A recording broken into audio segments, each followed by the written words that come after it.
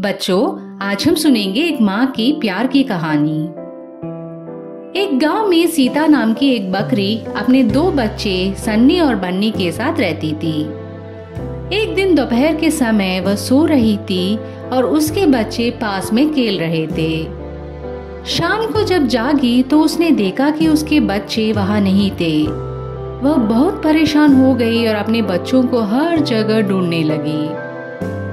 थोड़ी दूरी पर उसे उसके बच्चे मिले, जो छोटू नाम के एक अन्य बच्चे और उसके पिता राजू के साथ खेल रहे थे। अपने बच्चों को देखकर वह बहुत खुश हुई और उनसे पूछा कि वे वहां क्यों गए थे। राजू बकरे ने बताया कि वे खेलते खेलते उसके बेटे छोटू के पास आ गए और फिर अंधेरा हो जाने के कारण उसने उन्हें सुबह जाने के लिए कहा। सीता बकरी ने अपने बच्चों को गले लगाया और छोटू के पिता को धन्यवाद किया। राजू बकरे ने सीता से उसके पति के बारे में पूछा। यह सुनकर सीता बकरी रोने लगी और बताया कि उसके पति की मृत्यु हो चुकी है और वह अकेली है। राजू ने कहा कि अगर उसे मंजूर है तो उसके बच्चे छोटू के साथ रोज खेलने आ सकते हैं और वह उनकी देखभाल करेगा। इसके बाद सीता के बच्चे रोज छोटू के साथ खेलने जाते और सीता भी वहां जाने लगी। धीरे धीरे राजू और सीता एक दूसरे को पसंद करने लगे। एक दिन राजू बकरे ने सीता को शादी के लिए प्रपोज किया। सीता ने उसके परिवार और अतीत के बारे में पूछा। राजू ने उदासी भरे स्वर में बताया कि उसकी पत्नी को पिछले साल भेड़िए ने मार दिया था और वह अपने बेटे छोटू के लिए एक अच्छी माँ की तलाश कर रहा है। सीता ने कहा कि उसे सोचने के लिए कुछ समय चाहिए। रात भर सोचने के बाद उसने राजू के साथ शादी के लिए हाँ कर दी। दोनों ने शादी कर ली और वे बच्चों के साथ खुशी खुशी रहने लगे। एक दिन शाम को बच्चों को भूख लगी और घर में खाने का कुछ नहीं था। राजू बकरी जंगल में खाने की तलाश में गया। वह पत्ते तोड़ रहा था, तभी एक शेर ने उस पर हमला कर दिया और उसे मारकर खा गया। इस घटना को एक हिरण ने देखा और सीता को खबर दी। सीता बहुत रोई, लेकिन हिरण ने उसे समझाया कि उसे अपने बच्चों के लिए जीना होगा। सीता अपने 3 बच्चों के साथ जीने लगी। कुछ दिनों बाद सीता जंगल में घास लेने गई और 3 गठरियां लाई।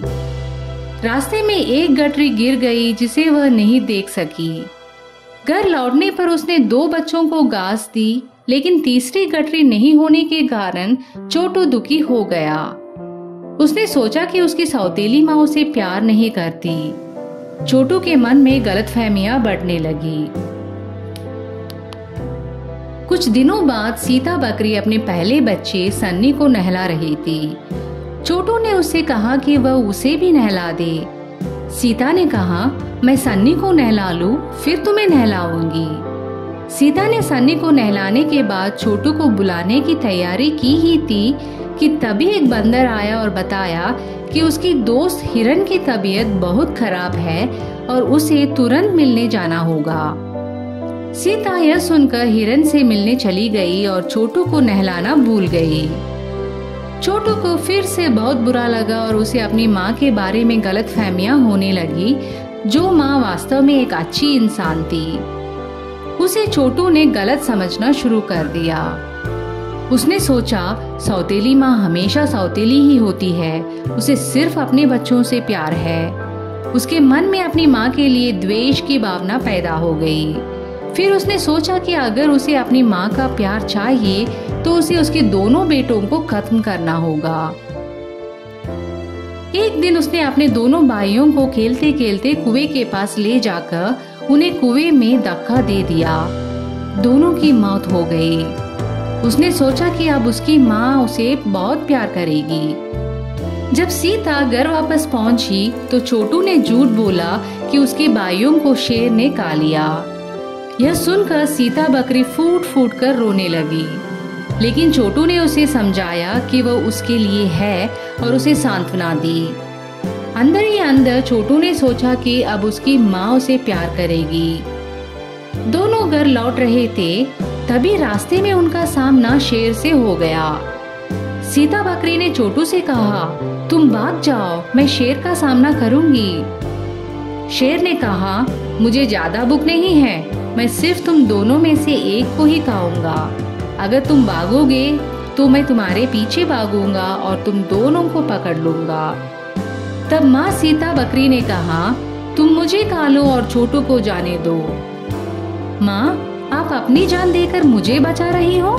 छोटू ने कहा, मैं तो आपका सौतेला बेटा हूँ, फिर भी आप मुझे बचाना चाहती हैं? माँ सीता ने जवाब दिया, मुझे तुमसे उतना ही प्यार है जितना अपने बाकी बेटों से।